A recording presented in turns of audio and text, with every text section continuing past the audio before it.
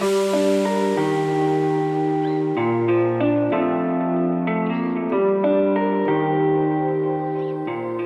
is an issue which affects every single part of the socioeconomic spectrum,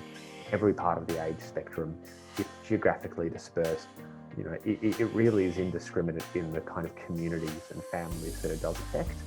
And that's a really, really big part of not only what we try to do through International Overdose Awareness Day, but a really big part of our work at Pennington Institute. I think probably the simplest way to describe sort of how stigma is wrapped up in drug use issues and overdose is the fact that I think, whether we even recognize it or not, many of us make judgments about people who use drugs. Many of us probably make the judgment that a person might sort of fall into the grips of something like dependence or overdose or addiction because of bad choices that they have made in their life. People are sort of, I guess, drawn to, or people begin using drugs for many kinds of reasons. Sometimes sort of, not strictly within their control, right? I'm sure we all kind of remember being at a certain age where we felt the effects of peer pressure, for example, maybe to drink when we were at a party. So a really, really, I guess, important part of what we try and do is sort of try to smash this myth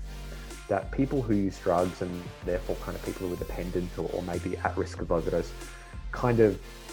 I guess, have had it coming to them, or that they deserve it in some way, because this is an attitude that does exist in the community. Fundamentally, I think if you believe that a person uses drugs or is addicted simply because they've made the wrong choice in their life, then I think that might limit the amount of sympathy you have for a person.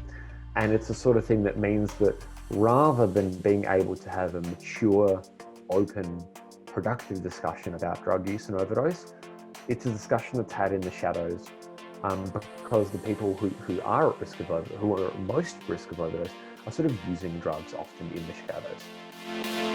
A really important part of the campaign, in many ways the sort of backbone of the campaign as a force of sort of advocacy and change, as well as just recognition and memorialization, although, as you know, that's been a big part of our discussion that's sort of really vital, is sort of encouraging, supporting, people, so private individuals, organizations, kind of companies, businesses, harm reduction groups, other NGOs, to hold International Overdose Awareness Day events.